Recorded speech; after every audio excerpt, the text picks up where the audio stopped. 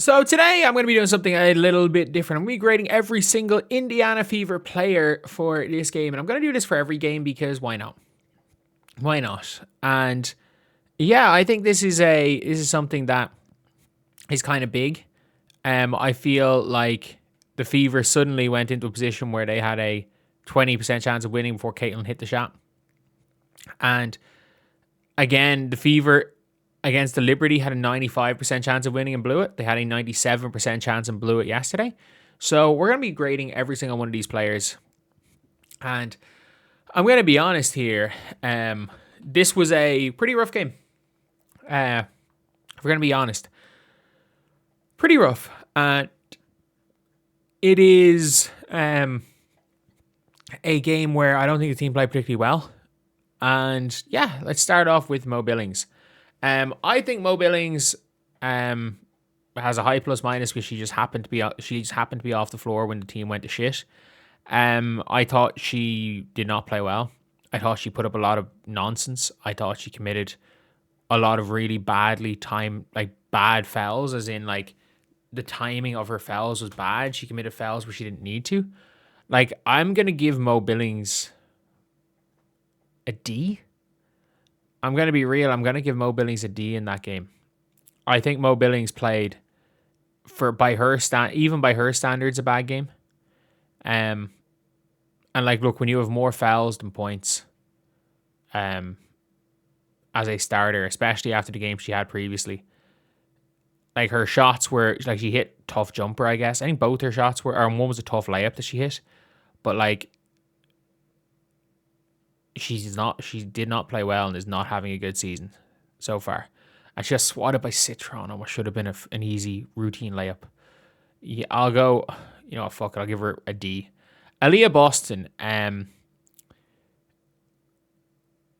think did a decent enough job on Shakira Austin when she was in. Her minutes were very limited because she was in foul trouble. For some fouls that I don't even know if they were fouls. She shot the ball. She didn't shoot the ball well. She didn't hit her three-pointer. She hit her free throws, which is important. And she did a great job playing as blocker for Caitlin Clark on the last possession. Because she has not gotten enough credit for getting Caitlin Clark open in that last possession, I'm going to give her a B-. Because let's be real, that last possession, no matter how shit you've been, if you're a key part in a game-winning possession, then you're somewhere. Kelsey Mitchell. Kelsey Mitchell had one of her best defensive games. Whether it was taking on the assignment of Cody at times, whether it was taking on the assignment of Georgia Amor or Sonia Citron, I feel like Kelsey Mitchell did a good job on the defensive end. Offensively, this is one of the worst games I've seen Kelsey Mitchell play. Late in the game, she did a great job of sprinting to get the lead when Caitlin went and hit her. Like, this is back to something that we would have seen in like 2024. This was a good possession. That was a really, really good possession. So I'm gonna give Kelsey Mitchell a B. And just again, because defense matters. Defense does matter, and it's like, just like, for example, Caitlin versus New York and Atlanta. It's like, even if you don't have the best offensive game, if you're playing good defense and you're stepping up and you're winning the matchup there, I'll grade you higher. Like, you can have a good all-around game. This was one of Kelsey's better all-around games other than scoring. I think she did some pretty good stuff that wasn't scoring. Lexi Hull. Now, Lexi, this is the first time I'm like, okay, Lexi, you've played in this season where I feel like Lexi's played a good game defensively. She worked hard. She did a good job, whoever she was being task guarding. And I'll give Lexi... Do I give Lexi a team high B+? I think I might give Lexi a team high B+ today. Caitlin Clark, now, this is one of those things when it comes down to it with Caitlin Clark, where this is one of those games where you're just... She went and hit the game winner, but she missed the free throws. But she also made what was nearly a game-winning assist immediately after making the free throws. She had 3 plays that were in quote-unquote game-winning situations, and she made 2 incredible plays, hit an incredible shot, and then somehow missed her 2 free throws after doing a really good job getting to the line. Down the stretch, one of Caitlin Clark's best clutch performances. Even the free throws she missed, it didn't look like there were nerves. She shot both of them long in the exact same way. They weren't short. There wasn't any tense. She looked ice. She just missed the free throws, which is a rare occurrence for Caitlin Clark. And defensively, this was Caitlin back to playing poor defense. Look, it's not, and I don't blame her for the Georgia Amore points. I actually don't blame her. Georgia Amore is shooting 23% from 3 on the year. Georgia Amore is hitting step backs in your face. You live with it. You live with it. It's like if Breanna Steward starts hitting threes on you at this stage, you live with it. So I'm not going to blame her for the Georgia Amore threes. But I will say that when it comes down to it, the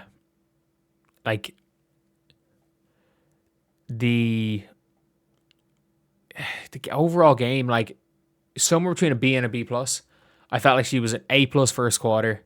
Our playmaking was a little bit iffy, but I do feel like in the run that when they came back into the game, I thought Caitlin was just kind of like, I'm just going to go through the motions, when she should have been taken over early in that fourth quarter, especially when Kelsey was off the floor, because let's be real, Caitlin was passing the ball up and never getting it back. So yeah, I'm going to give her somewhere between a B and a B plus in this game. Not Caitlin's best game, but she did step up down the stretch. I'll give her a B plus, but a slightly lower B plus than Lexi. MHA was very, very, very iffy passing wise. She was very careless with the ball. She threw the ball into the stands a few times where she could have made easy passes. But look, she plays hard. She gets boards, and I still like MHA as a role player. Like, if you ask me, would I take MHA over Mo Billings? Absolutely. But she is what she is. Like, you're expecting role player stuff and some bad stuff from MHA. You have to kind of expect that from her. She's not going to give you all. You take the good with the bad with her as a role player.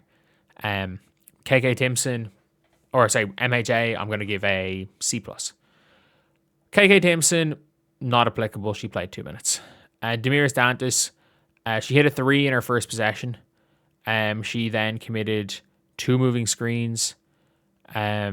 She didn't do anything else. She started shooting. She chucked in a couple of fadeaways. Played no defense again. It's not her fault she was in the game, but she's just one of the worst players in the WNBA. Like, the fact she's still in the league is a shock. The fact she's just somehow in the rotation is an even bigger shock. There's no reason for Dantas to be in a game over Grace Van Sluten at any stage, or KK Timpson. Like, KK Timpson's lost, but Dantas is just terrible. Like, I'll give Dantas a D, and that's a positive D. Sophie Cunningham, game-winning pass. And it's one of those things where it's I think that's a key one. Defensively, I didn't think she was great. I didn't think all around Sophie Cunningham was great. I think she hit 2 big shots early enough in the game. And she blew the layup that could have given them a 3-point lead late, where I don't know what she was trying to do. Like, if she just jump stopped, she would have drawn a foul. But I'll give Sophie a C. She wasn't bad. She wasn't great either. But no, you know what? I'll go B minus just because of the last play. In a similar vein to Aliyah Boston, where it's like, if you're keying a game-winning play, you're going to go up at least a half a grade. Ty Harris, like, I don't really see what Ty Harris did, to be honest, in that game. Like, she chucked up some bullshit runner, and she couldn't make open shots. It is genuinely one of those things where I have a feeling that I don't know why Ty Harris played. She's not going to be in the league next year, and this was one of her weaker games.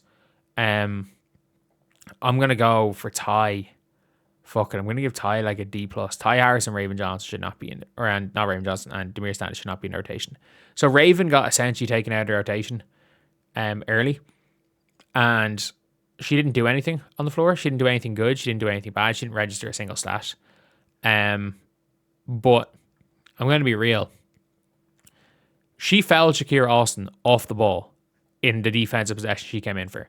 When Lexi Hull fouled Sonia Citron, that should have been an off-the-ball foul and a free throw for Shakira Austin. She rammed her over. She was freezing cold and got subbed on for defense and then rammed over a player.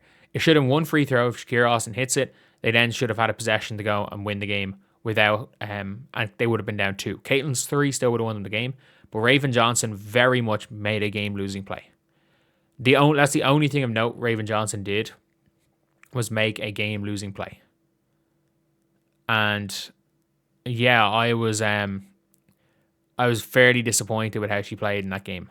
I'm going to give her like I don't want to say F, but like the only thing she did was make a game-losing play the refs didn't call.